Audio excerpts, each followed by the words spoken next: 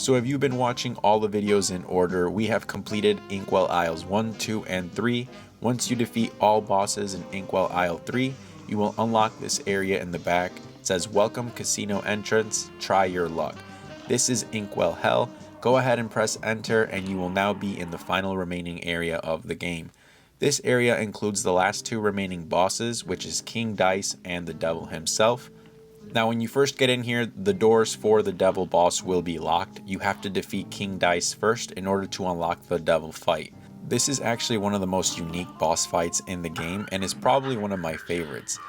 The difference between this fight is you actually have to play a board game with King Dice before you actually fight him. There's going to be a spinning dice in the center of the screen. You have to parry it, and whatever number it lands on is the number of spots you have to move up on the board. You'll notice a lot of spots to land on in this board game have numbers on them. Some say safe, and some of the numbers even have hearts above them. Let me break down what this means here. If you land on a spot that has a number, for example, the first three are 1, 2, and 3, that means you have to fight whatever boss is in those numbers. There's a boss for 1, there's a boss for 2, and there's a boss for 3.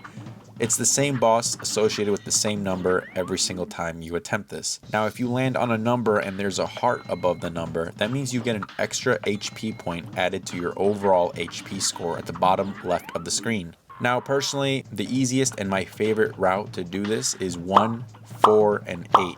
I believe these bosses are the easiest to me and leave less room for error versus the other ones. Now you may be wondering, how do you control exactly where you land? There's actually different methods of this, but I use a technique where I find the number. So if I want to hit a 1, I wait for the 2 to hit my screen and then I jump. The reason why I wait for 2 is because of the timing. When I jump and parry, it changes 2 numbers. So the third number has to be the one that I want. So if I want to roll a 1, the third number has to be a 1. Now if you land on 1, the boss is fairly simple for this one. It's 3 alcoholic drinks. They have the same moves and they go one at a time. The olives are being thrown on the top, so make sure you take care of those while also avoiding the liquor pouring from the top. Keep an eye on the small glass of liquor because he is also going to be throwing liquor at the floor, which you will have to jump over. As you defeat these glass of alcohol, they will each stop doing their individual attacks until there's only one left. I recommend using the charge shot or the spread and just keep focused on all the projectiles to make sure you don't take any hits. When there's one remaining alcoholic drink left, it becomes very easy. Once you get familiar with what moves and how to dodge them, this one is very straightforward. Now in the next run, you see that I have to roll a 3 in order to land on the safe zone. So the 3 is right next to the 1. So I'm going to jump right next to 1. So I'm going to jump right when I see 1. Boom. Now you can see I landed on 3. We are safe. Now for this next one, I am going to roll a 1. So if I see the 1, I see the 2 is next to the 1. Notice how I jumped as soon as I saw the 2. Then the next number was 3, and by the time I land, it was 1. That's how I control exactly where I want to go on the board game. Now number 4 is this domino boss. This one can be a bit tricky, but I've actually played this enough times where I am familiar with how to avoid the spikes and the projectiles that she spits out. It's all one solid rhythm, so just pay attention to when they're jumping, pay attention to the spikes. I like to personally use the spread weapon in this level just because the spread is enough to reach the domino. And I'm able to continuously fire the weapon while also avoiding the projectiles and the spiky floor traps. This one can be a bit nerve-wracking at times, and it's not the easiest out of the 3, but it's still a lot better than some of the other options in my opinion.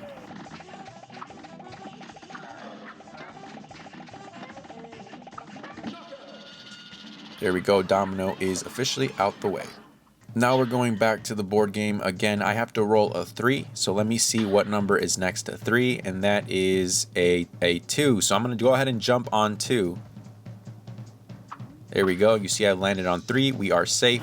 Now the next number I need to roll is a 2. Again, number 8 is the easiest out of 7, 8, 9. You do not want to land on 9. I think that one takes the longest. It's an airplane mission, but it just takes way too long, and there's much more room for error.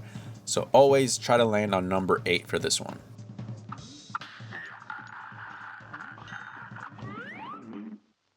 So for spot number 8, it is of course a giant 8-ball. Now this one is very easy in regular mode. All you have to do is stand underneath it, avoid that spitting projectile, and these guys that kind of come in here on the screen, you can see they're very easy to avoid. Wait for the projectile, dash underneath, boom, and then just keep shooting up. You can even stay in the middle and just kind of avoid those guys. When you see him glowing like that, move and go straight back to where you were and just continuously keep shooting him. I think this one is way easier than attempting to do spot number 7 or spot number 9. As you can see, 8 is gone and we've got 5 hit points to go into the king dice fight. At this point now we need to roll a 2 and then anything over a 1. So if I roll a 2, I will land in the safe spot, and then once I land on the ending spot, I'm able to fight king dice himself. So for this point, you don't need to be exact. If you roll a 2 or a 3, you're good, as long as you don't roll a 1, because you will have to start all over. As soon as the boss fight starts, get ready to parry. Now I am actually really bad at this section of the fight. As you can see, I try to parry, but I'm always hitting cards. I suggest you use your special as often as you can. Now I do have the chaser weapon here, which honestly isn't the best. When I re-attempted this on expert mode, I used spread and the charge shot, which I think was much better for me. And I think I even tried the lightning strike, which is the full screen lightning weapon. That one was pretty good too, so anything with the spread might be better than the chaser, because chaser is very weak. Again, do your best trying to parry those cards. If you guys want to see a better expert run at this boss fight, make sure to check out my platinum video, because that one was insane. We have now defeated King Dice. This unlocks the door to the devil boss fight himself. This is the last fight of the game, one hell of a time. There's only one difficulty. Once you beat him the first time, you will unlock expert mode. Now, when you first start off this fight, he's going to ask you a choice. Do you want to hand over the souls, or do you want to join his team? I actually joined his team because 1, I've never seen this ending, and 2, this is a trophy that I needed to get for my platinum run. All that happens is Cuphead and Mugman turn evil, and that's it. The credits roll, the game's over. However, we both know that that is not a satisfying ending, so we're going to go back. This time we're going to refuse to give him the souls. He gets angry and this starts the boss fight. Now the devil boss fight himself, although it is difficult, it is not the hardest boss fight in the game. I feel like based off of the boss fights you had to play before getting to this point, kind of preps you for the difficulty. That doesn't mean this is a very easy boss fight though. It still has very challenging sections of it. What you want to do is use charge shot in the beginning portion of this phase to get as much damage as you can and quickly on the devil.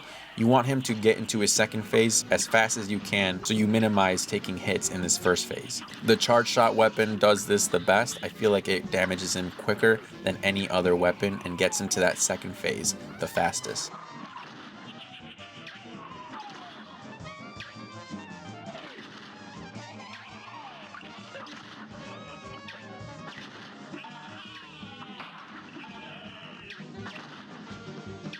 Once he's ready for the second phase, he's going to stretch his mouth. Skeleton's going to jump out. Make sure you jump in the hole and you will be in the second phase. Now this part here, what I recommend is standing in the middle while shooting his eye and getting the parry whenever you can. The reason why I recommend standing in the middle is because you can do some heavy damage, but once you see that spinning axe come out, you can stay in the middle and then go off to the sides. That way it won't reach you. If you're going to parry those clocks, do it quickly, because if you miss the parry, they will blow up. See how I stand in the middle? Now the axe spins in the center and it actually does not reach me off to the side. That's why I do the middle portion. Once you get to the third phase, this is a really hard spot. Get rid of the bodyguards off to the left and right, and then focus on the birds while also dealing damage to the devil. If you don't get rid of the birds or the bodyguards, this phase is going to be extremely difficult, so I suggest you focus on getting rid of the bodyguards and the birds as much as you can while also avoiding those casino chips.